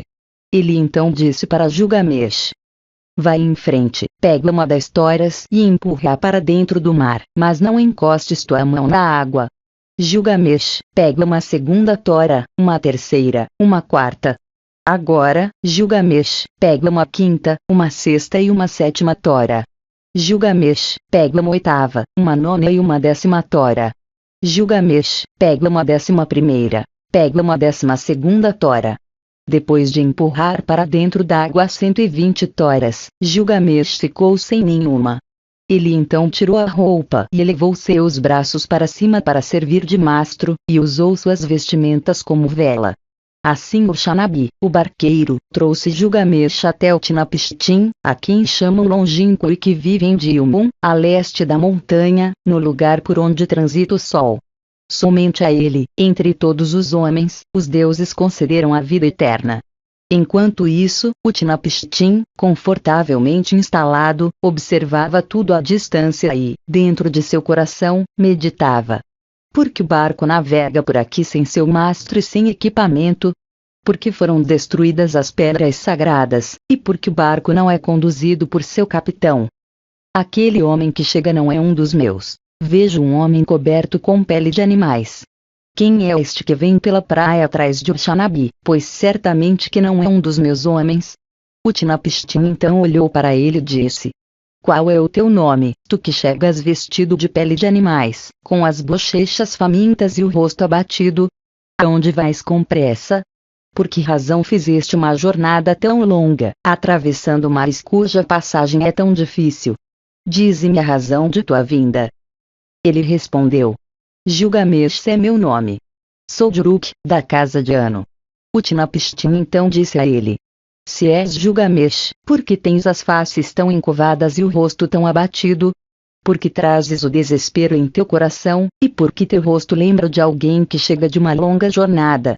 Sim, porque tua face está queimada pelo calor e pelo frio, e porque chegas aqui vagando pelos pastos à procura do vento? Gilgamesh disse-lhe: E por que meu rosto não haveria de estar encurvado e abatido? Trago desespero em meu coração. Meu rosto lembra de alguém que chega de uma longa jornada e foi queimado pelo calor e pelo frio. Por que não haveria de vagar pelos pastos à procura do vento? Meu amigo, meu irmão mais novo, que capturou e matou o touro do céu e derrubou um baba na floresta de cedro, meu amigo, alguém que me era caríssimo e que enfrentou muitos perigos ao meu lado, Enkidu, meu irmão, a quem tanto amava, a morte o alcançou. Chorei por ele durante 7 dias e 7 noites, até os vermes tomarem-lhe o corpo. Por causa do meu irmão, tenho medo da morte. Por causa do meu irmão, vagueio pelas matas e pelos campos. seu destino pesa sobre mim. Como posso descansar? Como posso ficar em paz? Ele virou pó e também eu vou morrer e ser enterrado para sempre. Gilgamesh tornou a dizer, falando ao Utnapishtim. Foi para ver o Utnapishtim, a quem chamamos o longínquo, que fiz esta jornada. Por isso vaguei pelo mundo, atravessei tantas cordilheiras perigosas, cruzei os mares e me esfalfei viajando. Minhas juntas doem há muito que já não sei o que é uma doce noite de sono. Minhas roupas se esfarraparam antes de chegar à casa de Siduri. Matei o urso e a hiena, o leão e a pantera, o veado e o cabrito montes, o tigre e todos os tipos de caça, e também as pequenas criaturas dos pastos. Comi sua carne e vesti suas peles. E foi assim que cheguei ao portão da jovem fabricante de vinho, que fechou contra mim seu portão de piche e betume. Mas recebi dela instruções sobre a jornada e cheguei então até Urshanabi, o barqueiro, com quem atravessei as águas da morte. Ó Pai Utnapishtim, tu que te juntaste à Assembleia dos Deuses, desejo fazer-te algumas perguntas sobre os vivos e os mortos. Como encontrar a vida que estou buscando? Utnapishtim disse. Não existe permanência. Acaso construímos uma casa para que fique de pé para sempre, ou selamos um contrato para que valha por toda a eternidade? Acaso os irmãos que dividem uma herança esperam mantê-la eternamente, ou o período de cheia do rio dura para sempre? Somente a ninfa da libélula despe-se da larva e vê o sol em toda a sua glória. Desde os dias antigos, não existe permanência. Como são parecidos os adormecidos e os mortos, eles são como um retrato da morte. O que existe entre o servo e o senhor depois de ambos terem cumprido seus destinos? Quando os Anunnaki, os juízes do mundo inferior, se reúnem com Manmetum, a mãe dos destinos, juntos eles decidem a sorte dos homens. Eles distribuem a vida e a morte, mas o dia da morte eles não revelam. Gilgamesh então disse a Utnapishtim, o longínquo. Olho para ti, Utnapishtim, e vejo que és igual a mim. Não há nada estranho em tuas feições. Pensei que fosse encontrar um herói preparado para a batalha, mas aqui estás, confortavelmente refestelado. Conta-me a verdade, como foi que vieste a te juntar aos deuses e ganhaste a vida eterna? Utnapishtim disse a Gilgamesh. Eu te revelarei um mistério, eu te contarei um segredo dos deuses. 5. A história do dilúvio. Conheces a cidade de Shuruppak, que fica às margens do Eufrates? A cidade envelheceu, assim como os deuses que a moravam. Havia Anu, o senhor do firmamento e pai da cidade, o guerreiro Eno, seu conselheiro, Ninurta, o ajudante, e Innuji, que vigiava os canais. Entre eles também se encontrava Iá. Naqueles dias a terra fervilhava, os homens multiplicavam-se e o mundo bramia como um touro selvagem. Este tumulto despertou o grande Deus. Enlil ouviu o alvoroço e disse aos deuses reunidos em conselho. O alvoroço dos humanos é intolerável, e o sono já não é mais possível por causa da balbúrdia. Os deuses então concordaram em exterminar a raça humana. Foi o que Enlil fez, mas, por causa de sua promessa, me avisou num sonho. Ele denunciou a intenção dos deuses sussurrando para minha casa de como. Casa de como, casa de como. Parede, ó, parede da casa de como, escuta e reflete. Ó, homem de Shuruppak, filho de Ubaratutu, põe abaixo tua casa e constrói um barco. Abandona tuas posses e busca tua vida preservar. Despreza os bens materiais e busca tua alma salvar. Põe abaixo tua casa, eu te digo, e constrói um barco. Eis as medidas da embarcação que deverás construir. Que a boca extrema da nave tenha o mesmo tamanho que seu comprimento, que seu convés seja coberto, tal como a abóbada celeste cobre o abismo. Leva então para o barco a semente de todas as criaturas vivas. Quando compreendi, eu disse ao meu Senhor: sereis testemunha de que honrarei e executarei aquilo que me ordenais, mas como explicarei às pessoas, à cidade, aos patriarcas? E então abriu a boca e falou a mim, seu servo. Diz-lhes isto. Eu soube que Enlil está furioso comigo e já não ouso mais caminhar por seu território ou viver em sua cidade. Partirei em direção ao Golfo para morar com o meu senhor Iá. Mas sobre vos ele fará chover a abundância, a colheita farta, os peixes raros e as ariscas aves selvagens. À noite, o cavaleiro da tempestade vos trará uma torrente de trigo. Ao primeiro brilho da alvorada, toda a minha família se reuniu ao meu redor. As crianças trouxeram o piche e os homens todo o resto necessário. No quinto dia eu aprontei a quilha, montei a ossatura da embarcação e então instalei o tabuado. O barco tinha 1 acre de área e cada lado do convés media 120 côvados, formando um quadrado. Construí abaixo mais 6 conveses, num total de 7, e dividi cada um em 9 compartimentos, colocando tabiques entre eles. Finquei cunhas onde elas eram necessárias, providenciei as zingas e armazenei suprimentos. Os carregadores trouxeram óleo em cestas. Eu joguei piche, asfalto e óleo na fornalha. Mais óleo foi consumido na calafetagem, e mais ainda foi guardado no depósito pelo capitão da nave. Eu abati novilhos para minha família e matava diariamente uma ovelha. Dei vinho aos carpinteiros do barco como se fosse água do rio, vinho verde, vinho tinto, vinho branco e óleo.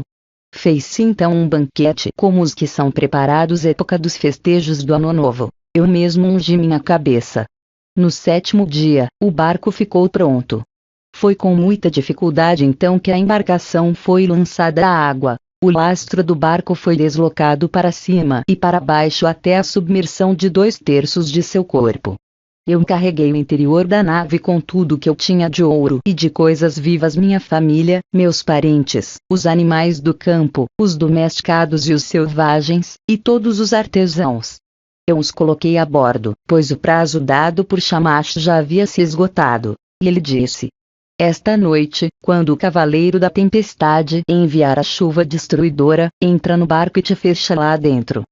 Era chegada a hora. Caiu a noite e o cavaleiro da tempestade mandou a chuva. Tudo estava pronto, a vedação e a calafetagem. Eu então passei o timão para Puzura-Murri, o timoneiro, deixando todo o barco e a navegação sob seus cuidados. Ao primeiro brilho da alvorada chegou do horizonte uma nuvem negra, que era conduzida por Haddad, o senhor da tempestade.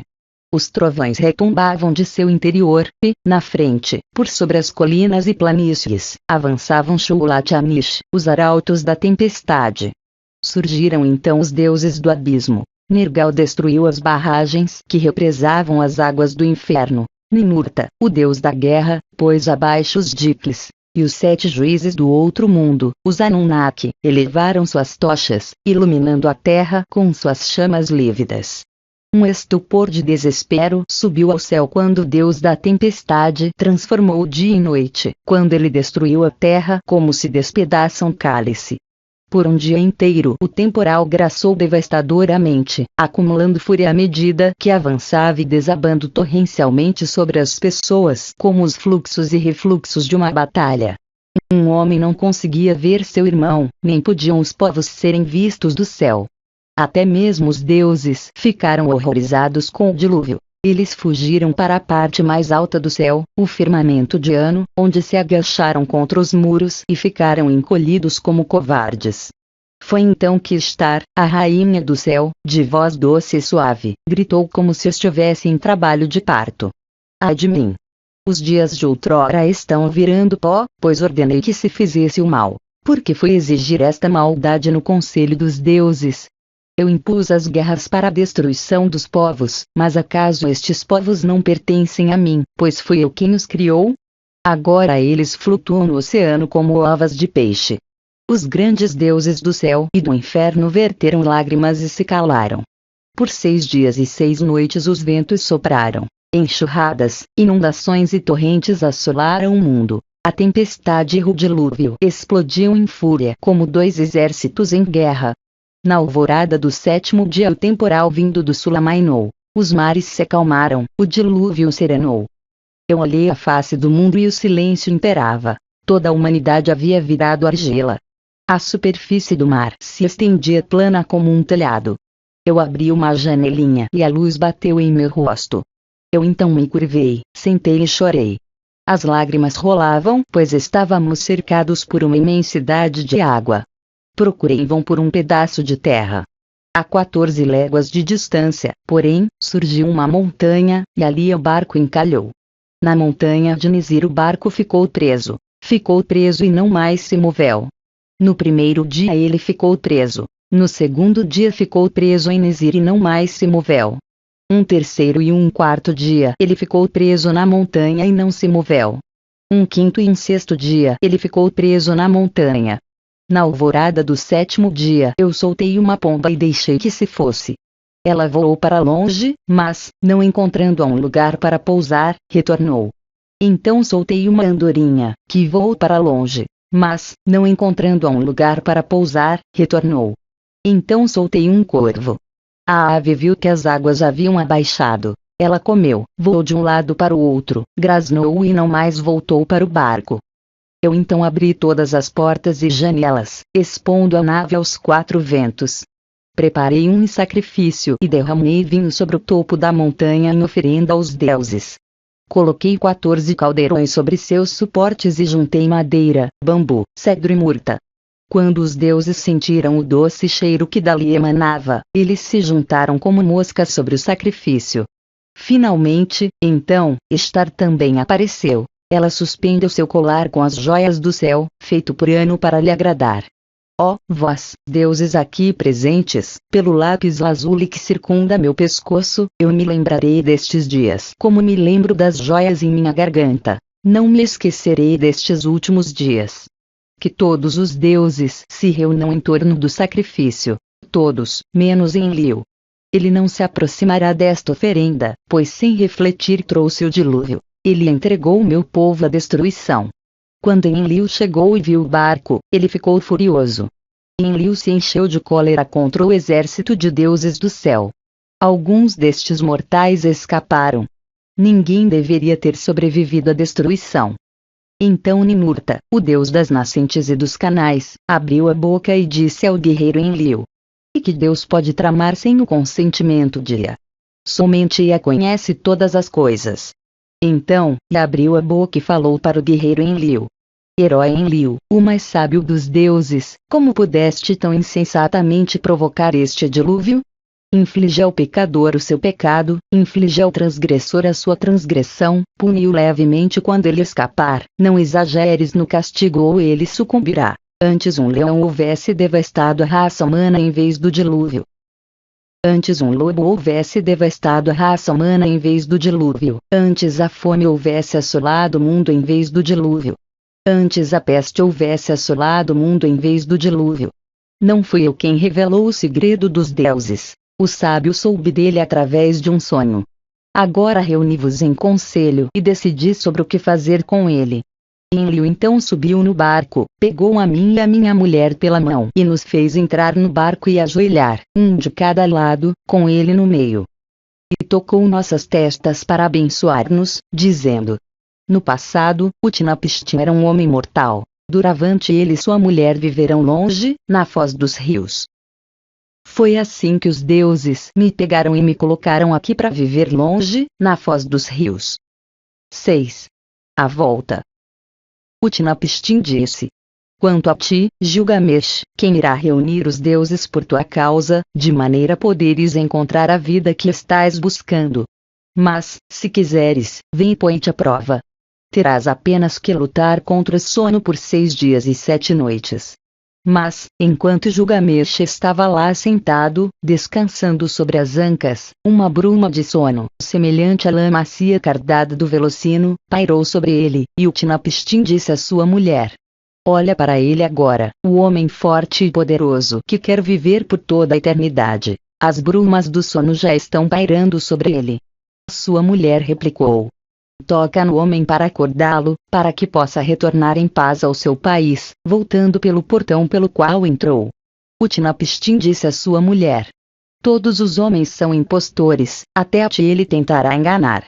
Por isso, põe-te a assar pães, cada dia um, e coloca-os ao lado de sua cabeça, e marca na parede o número de dias que ele dormiu.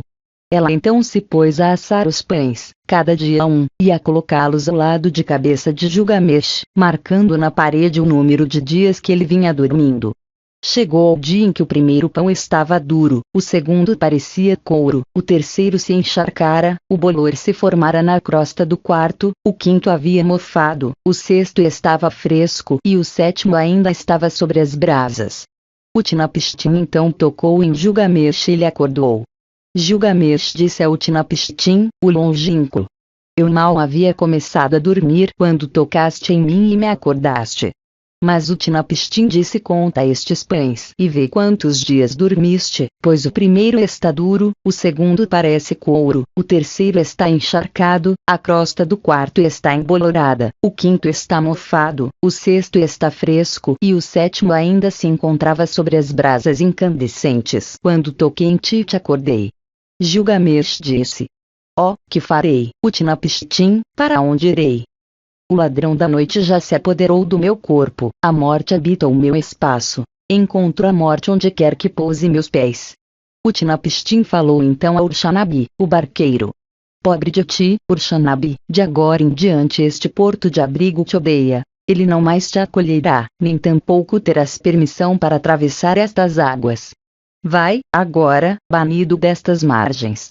Mas este homem, a quem conduziste, trazendo-o aqui, cujo corpo está coberto de imundície e cujos membros perderam sua graça e encanto, tendo sido deteriorados pelo uso de peles de animais, leva-o para se banhar. Ele então lavará seus cabelos na água, deixando-os limpos como a neve, jogará fora suas peles e deixará que as águas do oceano as levem para longe. A beleza de seu corpo será então revelada. A fita que ele usa na testa ficará como nova, e ele receberá roupas para cobrir sua nudez. Até que ele chegue à sua cidade de origem e até que complete sua jornada, estas roupas não darão sinal de uso e parecerão sempre novas. Assim, Urshanabi pegou Gilgamesh e levou-o para se banhar. Ele lavou seus cabelos, deixando-os limpos como a neve. Ele jogou fora suas peles, que foram levadas para longe pelo mar. A beleza de seu corpo foi revelada. A fita que usava na testa ficou como nova, e ele recebeu roupas para cobrir sua nudez, roupas que não dariam sinais de uso, mas pareceriam sempre novas de até que ele chegasse à sua cidade de origem e sua jornada chegasse ao fim. Então Gilgamesh e Urshanabi colocaram o barco na água, embarcaram e se prepararam para partir. Mas a mulher de Utnapishtim, o longínquo, disse ao marido: Gilgamesh chegou aqui exausto, está extenuado. O que darás a ele para levar de volta a seu país? Então Utnapishtim falou, e Gilgamesh tomou uma zinga em suas mãos e trouxe o barco de volta à margem. Gilgamesh, chegaste aqui exausto, e te extenuaste. O que darei a ti para levares de volta a teu país? Gilgamesh, eu te revelarei um segredo, é um mistério dos deuses que estou te revelando. Existe uma planta que cresce sob as águas. Ela tem um espinho que espeta como o de uma rosa. Ela vai ferir tuas mãos, mas, se conseguires pegá-la, terás então em teu poder aquilo que restaura ao homem sua juventude perdida. Ao ouvir isso, Gilgamesh abriu as comportas para que uma corrente de água doce pudesse levá-lo ao canal mais profundo. Amarrou pesadas pedras a seus pés e elas o arrastaram para baixo, até o leito do rio. Lá ele encontrou a planta que crescia sob a água. Embora ele o espetasse, Gilgamesh tomou-a nas mãos. Ele então cortou as pesadas pedras presas a seus pés e as águas o carregaram, atirando-o à margem. Gilgamesh disse para Urshanabi, o barqueiro: vem ver esta maravilhosa planta. Suas virtudes podem devolver ao homem toda a sua força perdida. Eu a levarei ao Uruk das poderosas muralhas. Lá, eu darei a planta aos anciãos para que a comam. O nome dela será Os Velhos Voltaram a Ser Jovens. E, finalmente, eu mesmo a comerei e recuperarei toda a minha juventude perdida. Gilgamesh então retornou pelo portão por onde havia entrado. Gilgamesh e Urshanabi viajaram juntos. Depois das primeiras 20 léguas, eles quebraram seu jejum. Depois de mais 30 léguas, pararam para passar a noite. Gilgamesh encontrou um poço de água fresca e entrou nele para se banhar. Mas nas profundezas do poço havia uma serpente, e a serpente sentiu o doce cheiro que emanava da flor.